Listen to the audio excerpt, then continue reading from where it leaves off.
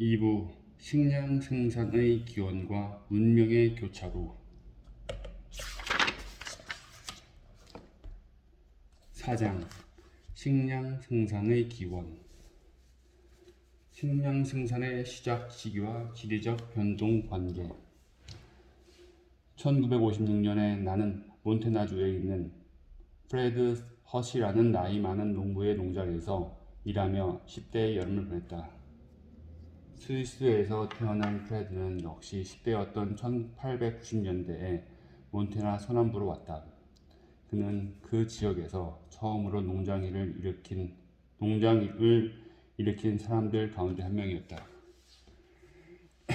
그가 도착할 당시만 해도 그곳에서 원래부터 수렵 채집민으로 살고 있던 아메리카 원주민이 아직 많이 남아 있었다.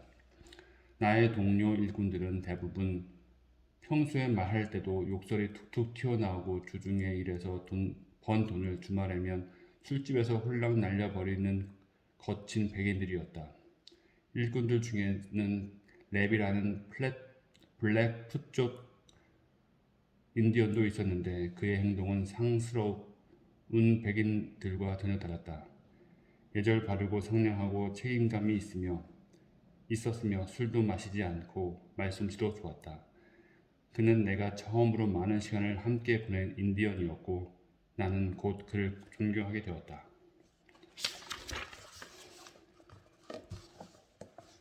그러므로 어느 토요일 밤 레비가 술을 진탕 퍼마시고 일요일 아침에 곤드레만드레가 되어 욕설을 내뱉으며 비틀비틀 들어왔을 때 나는 당연히 놀라고 실망할 수밖에 없었다.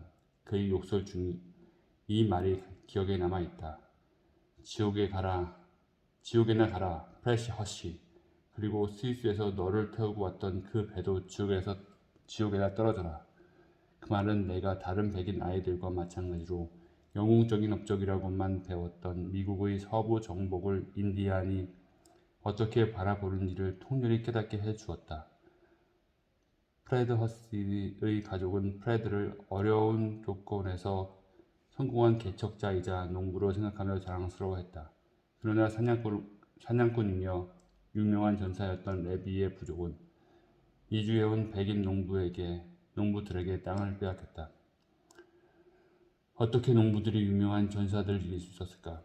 지금부터 약 700만 년 전 현생 인류의 조상들이 현존하는 대형 유인원의 조상들에게서 분기된 이후 대부분의 기간에 지구상의 모든 인간은 블랙풋 인디언이 19세기까지 그랬던 것처럼 순전히 야생 동물을 사냥하거나 야생 식물을 채집하는 것만으로 먹거리를 장만했다.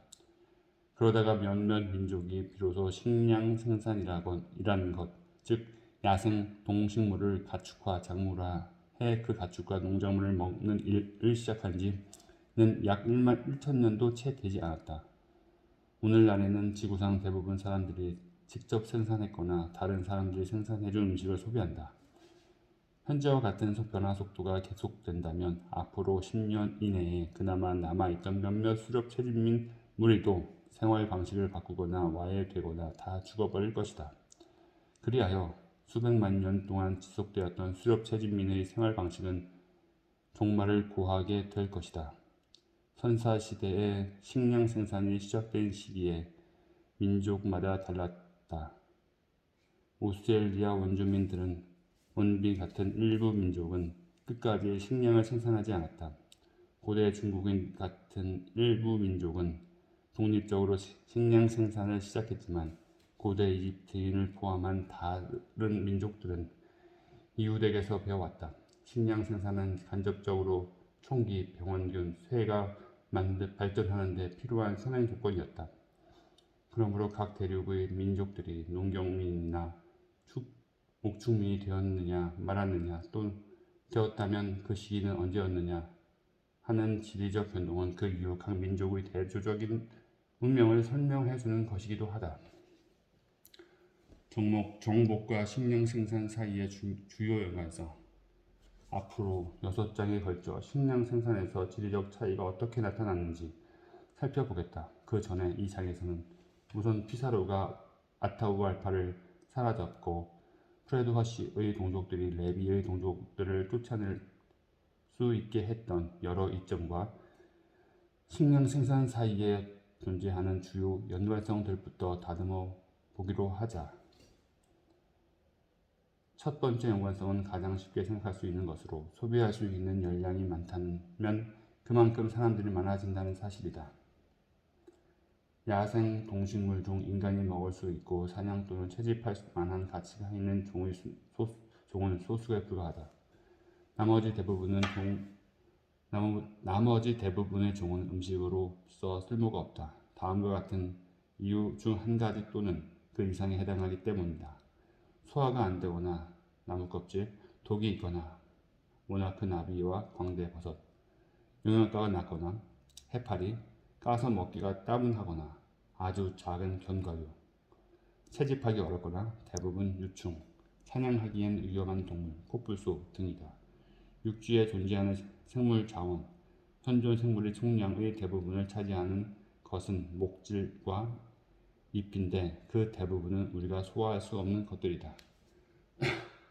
사람이 먹을 수 있는 얼마 되지 않은 동물 종과 식물 종만 선택해 키움으로써 그것들이 일정한 넓이의 땅에서 전체 생물 자원의 0.1%가 아니라 90%를 차지하게 된다면 단위 면적당 얻을 수 있는 식품 열량은 훨씬 더 많아진다. 따라서 같은 면적의 땅에 의존해 먹고 살 수 있는 사람의 수도 수렵 채집민보다 목축민이나 농경민이 훨씬 더 많아진다. 이 같은 숫자의 힘은 바로 식량을 생산하는 부족이 수렵 채집민 부족에 비해 유리했던 여러 가지 군사적 이점 중 첫 번째로 꼽힐만 하다.